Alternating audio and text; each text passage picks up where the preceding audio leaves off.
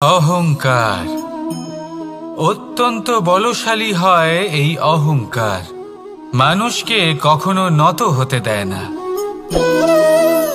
অদ্ভুত ব্যাপার, এই অহংকার যা মানুষকে কখনো নত হতে দেয় না, সেটাই তার পতনের কারণও হয়ে দাঁড়ায়। যেখানে মানুষ এটা ভাবতে শুরু করে যে শুধুমাত্র সেই যোগ্য, সেখান থেকেই তার পতনের আরম্ভ, ঠিক কিনা? দেখুন, যদি কোনো মানুষ এটা ভাবে যে আমি সব কিছু করতে পারি, তাহলে তা হলো বিশ্বাস। কিন্তু যদি সে এটা ভাবতে থাকে যে শুধুমাত্র আমি এই কাজ করতে পারি, তাহলে তা হলো সেই ব্যক্তির অহংকার। আর এটা আপনাকে বিনাশের দিকে অবশ্যই নিয়ে যাবে। মনে রাখবেন, যখন আমি আর শুধুমাত্র এই দুই এক হয়ে যায়, সেখান থেকে আপনার পতনের সূত্রপাত হবেই। তাই আপনি কখনোই এই অহংকারের চক্রব্যূহে ফেঁসে যাবেন না।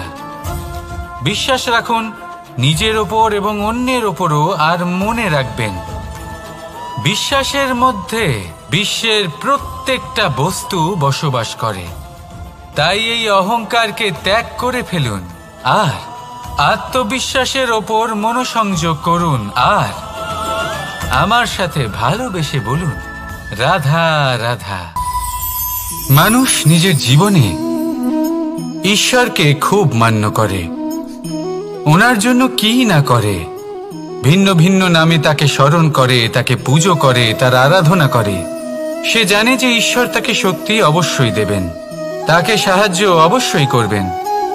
কিন্তু যখন প্রশ্ন আসে গুরু এবং ঈশ্বরের, তখন গুরুর মান কখনো কম হওয়া উচিত নয়।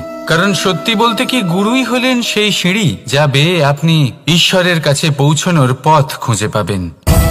সেই পথ আপনি গুরুর থেকেই পাবেন। গুরু না থাকলে আপনি কখনো ঈশ্বর লাভ করতেই পারবেন না। আর জীবনে অনেক সময় লক্ষ্যের থেকেও অনেক বেশি গুরুত্বপূর্ণ হলো পথ। তাই এই পথের সম্মান করতে শিখুন, অর্থাৎ গুরুকে সম্মান করতে শিখুন। কারণ গুরুই হলেন পরমেশ্বর। তাহলে আসুন আর আমার সাথে ভালোবেসে বলুন, রাধা রাধা। আপনার জীবনে আপনার প্রকৃত বন্ধু আসলে কে? আপনার সব থেকে শ্রেষ্ঠ মিত্র আসলে কে? তিনি যিনি সময় এলে পরে আপনাকে সাহায্য করেন, নাকি তিনি যিনি সময় এলে পরে আপনাকে অর্থ দেন? দেখুন, আমরা হলাম মানুষ, আমাদের জীবনে লেনদেন চলতেই থাকে।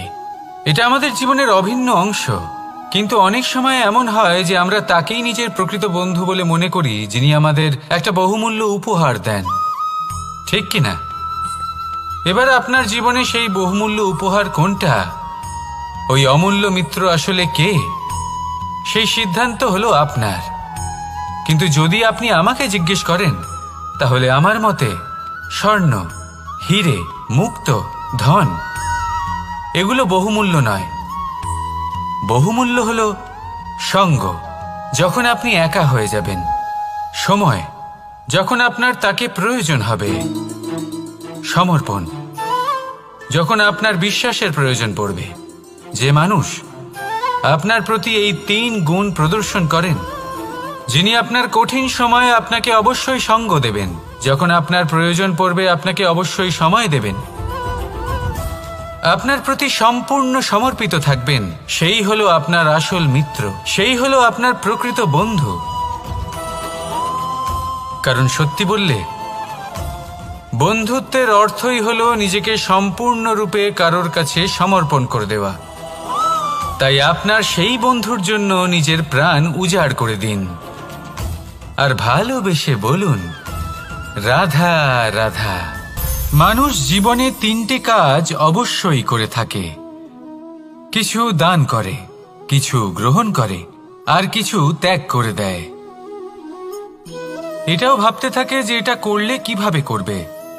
দেবার জন্য পর্যাপ্ত ধন নেই, নেবার জন্য সংসারে অত স্নেহ নেই, আর ত্যাগ করার জন্য জীবনে এত সুখই নেই, তাহলে কিভাবে করবে?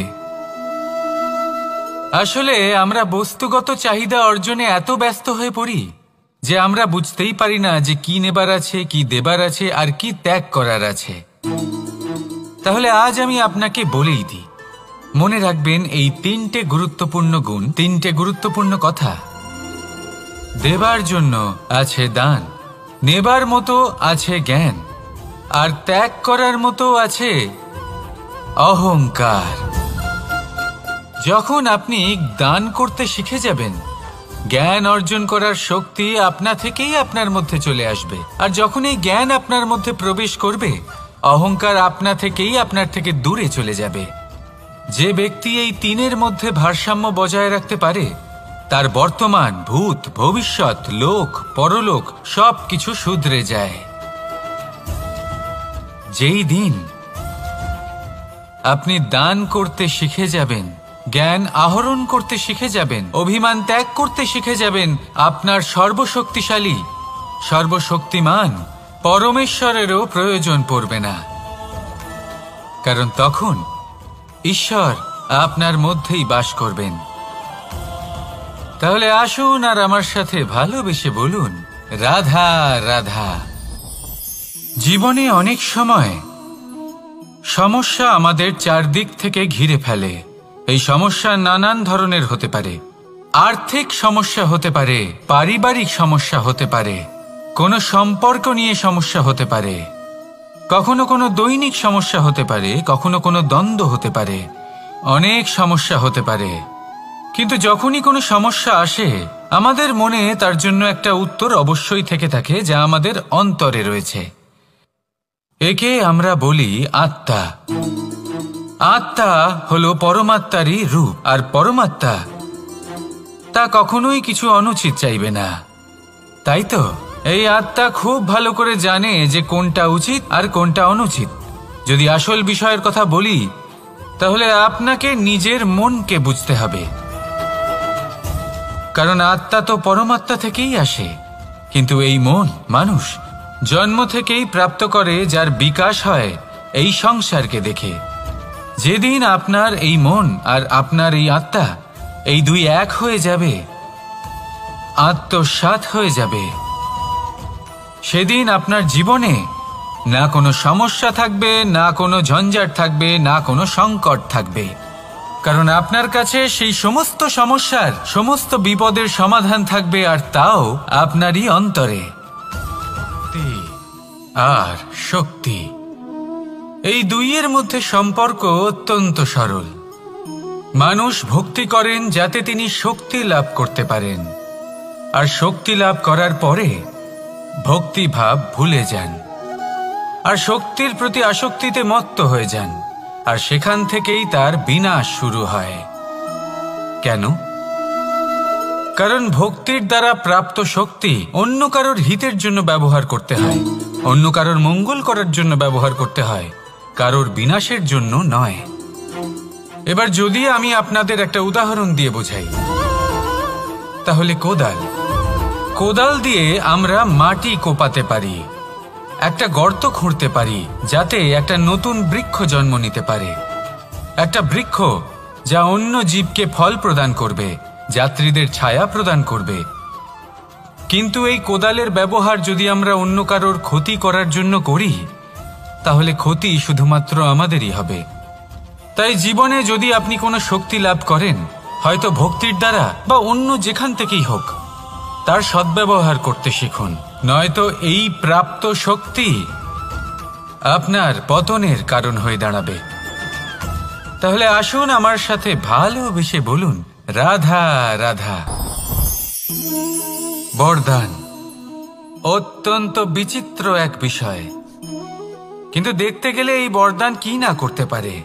এক দরিদ্রকে রাজা বানিয়ে দিতে পারে, একজন দুর্বলকে এই সংসারের সবথেকে শক্তিশালী ব্যক্তি বানিয়ে দিতে পারে। কিন্তু আমরা ভুলে যাই এক অত্যন্ত গুরুত্বপূর্ণ কথা। বরদান এই শব্দের শেষে দান লুকিয়ে রয়েছে। এই দান কথাটা অত্যন্ত গুরুত্বপূর্ণ। আমাদের মনে রাখা উচিত এই বরদান আমরা দানে পেয়েছি, আর তাই তার সম্মান করা উচিত, কখনোই অহংকার করা নয়। আর যে ব্যক্তি বরদান পেয়ে অহংকার করেন, তার যা ক্ষতি হয় তা হলো এই বরদান তার থেকে কেড়ে নেওয়া হয়। বর অর্থাৎ শ্রেষ্ঠ, অর্থাৎ বরদানের অর্থ হলো একটা শ্রেষ্ঠ দান, এবং তার ব্যবহার যদি আপনি কারোর ক্ষতি করার জন্য করেন, তাহলে ক্ষতি শুধুই আপনার হবে। তাহলে এই বরদানের সম্মান করুন, উচিত পথে চলুন আর উচিত উদ্দেশ্য নিয়ে এর ব্যবহার করুন, সব কিছু ভালোই হবে। তাহলে আসুন আর আমার সাথে ভালোবেসে বলুন, রাধা রাধা। পিতা আর পুত্রের সম্পর্ক অত্যন্ত মধুর হয়ে থাকে। পিতা স্বপ্ন দেখেন, তাকে পূর্ণ করার সকল সম্ভাব্য চেষ্টা করেন, কিন্তু তাও অনেক সময় ওনার স্বপ্ন অপূর্ণ থেকে যায়।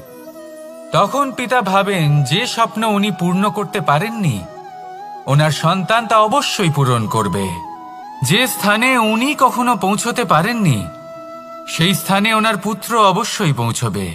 পিতা নিজের সন্তানের ভবিষ্যৎ নিয়ে সেই স্বপ্ন দেখেন, আর যখন সেই সন্তান সামনে এগোতে থাকে তখন তার দুঃখ হয় না, বরং গর্ব হয়। ওনার ভালো লাগে এটা দেখে যে ওনার সন্তান অনেক উন্নতি করছে।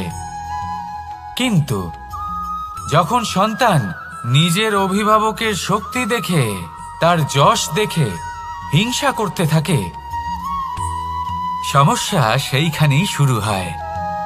সেই জন্য সকল সন্তানকে এটা মনে রাখতে হবে, দেখুন, পুত্র হবার সুবাদে, এক সন্তান হবার সুবাদে এটা হলো আপনার অধিকার যে আপনি আপনার পিতার থেকে বেশি উন্নতি করবেন। আপনার পিতাও এটাই চান, কিন্তু সুস্থভাবে এটা করুন। একটা রেখা টেনে নিন যাতে আপনি তাতে এগোতে পারেন আর আপনার পিতার তাতে গর্ববোধ হয়, আর সেই বিষয়ে দুঃখ না হয় যে আমার সন্তান আমাকেই ছোট করার চেষ্টা করছে। ইতিহাস সাক্ষী রয়েছে, যে মানুষ অন্য কাউকে ছোট করার চেষ্টা করেছেন সেই মানুষই ছোট হয়ে গেছেন। আর আমার মনে হয় না আপনি এটা চান, কারণ কোনো একদিন আপনিও কারোর পিতা হবেন। আসুন আমার সাথে ভালোবেসে বলুন, রাধা রাধা। সাথী। সাথী এই শব্দটির ব্যাখ্যা কে কিভাবে করে? মিত্র, সখা, বন্ধু, কিন্তু অর্থ একটাই। তিনি যিনি আপনার সঙ্গী হন আর তিনি যার সাথী আপনি হন। এবার সব থেকে বড় প্রশ্ন হলো এটাই যে তিনি কে হতে পারেন যাকে আপনি আপনার সাথী বলে মেনে নিতে পারেন, নিজের সখা, নিজের মিত্র, নিজের বন্ধু মেনে নিতে পারেন। আপনার সাথী হলেন তিনি যিনি দুঃখের সময় আপনার পাশে থাকবেন, আপনার হাত ধরে থাকবেন। আপনার সাথী হলেন তিনি যার হাত আপনি নিজের সুখের দিনে ধরে থাকবেন। সেই সাথীরই হাত ধরুন যিনি দুঃখে সবসময় আপনাকে সাহায্য করার জন্য তৎপর হয়ে থাকেন, আপনার পাশে থাকেন, আর যাকে সুখের দিনে আপনি আপনার সাথে রাখতে পারেন। আর যখন আপনার সাথে আপনার এই সাথী থাকবে তখন আপনি এটা বুঝবেন যে যখন জীবনে দুঃখ আসে তখন এই দুঃখ কমে যায়, সবার মধ্যে ভাগ হয়ে যায়। আর যদি তখন সুখ আসে তাহলে সেটা সবার উপস্থিতিতে আরো বেড়ে যায়। এটাই হলো প্রেম, এটাই হলো ভালোবাসা, এটাই হলো সঙ্গ, যেমন সম্পর্ক আমার আর রাধার মাঝে। তাহলে আসুন আর আমার সাথে ভালোবেসে বলুন, রাধা রাধা। আপনি কি কখনো কোনো জলের ধারা দেখেছেন? তার সামনে যতই মাটি থাকুক না কেন, যতই কাদা থাকুক না কেন, যখন এই জলের ধারা বইতে আরম্ভ করে দেয় তখন এই কাদাকে নিজেই ধুয়ে নিয়ে যায়। ওই কাদাকে ধুয়ে দেয় এবং নিজের পথ নিজেই তৈরি করে নেয়। তাহলে আপনিও এরকম জলের মতো হয়ে উঠুন। যদি হয়ে উঠতে পারেন তাহলে নিজের মনের, নিজের ভাবনার, নিজের জীবনের যত অনাবশ্যক তত্ত্ব আছে, অনুপযোগী অংশ রয়েছে, অর্থাৎ অপরিষ্কার অংশ রয়েছে, তা নিজে থেকেই নির্মল হয়ে উঠবে। আর যেরকম জলের ধারা কখনো থেমে থাকে না, সব সময় বয়ে চলে, সেইভাবে আপনিও কখনোই থামবেন না। সবসময় বয়ে চলুন, এগোতে থাকুন। পথে যদি অনেক বিপদ আসে, সমস্যা আসে, থামবেন না, তার উপর নিরন্তর প্রহার করুন, নিরন্তর প্রয়াস করুন আর অগ্রসর হন। আপনি ভেবে দেখুন, এই জলের ধারা কখনো থেমে থাকে না, সবসময় বয়ে চলে, বিপদের সম্মুখীন হয়ে তাকে সাথে বয়ে নিয়ে চলে। সেই জন্য জলের ধারা, প্রবাহমান এই ধারা, এর থেকে কখনো দুর্গন্ধ আসে না, এতে কখনো ময়লা জমতে পারে না, বরং পালিত হয় সুন্দর প্রাণবন্ত জীবজন্তু, যেমন সুন্দর ছোট মাছ।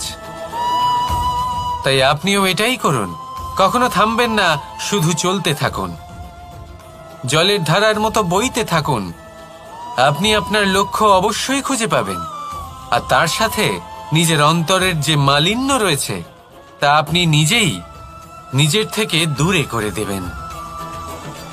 তাহলে আসুন আর আমার সাথে ভালোবেসে বলুন, রাধা রাধা। এবার অনেক সময় মানুষের মনে এরকম প্রশ্ন আসে যে এই সংসারে সবথেকে বড় বিপদ কি? কেউ বলে ধর্ম সংকট, আবার কেউ বলে প্রাণের উপর আসা সংকট। প্রত্যেক মানুষের জীবনে বিভিন্ন সংকট আসে, আর এই সমস্ত সংকট অত্যন্ত বিচিত্র হতে পারে। এই সমস্ত সংসার হলো সংকট দ্বারা পরিপূর্ণ। ঠিক আছে, আপনাকে একটা উদাহরণ দিই।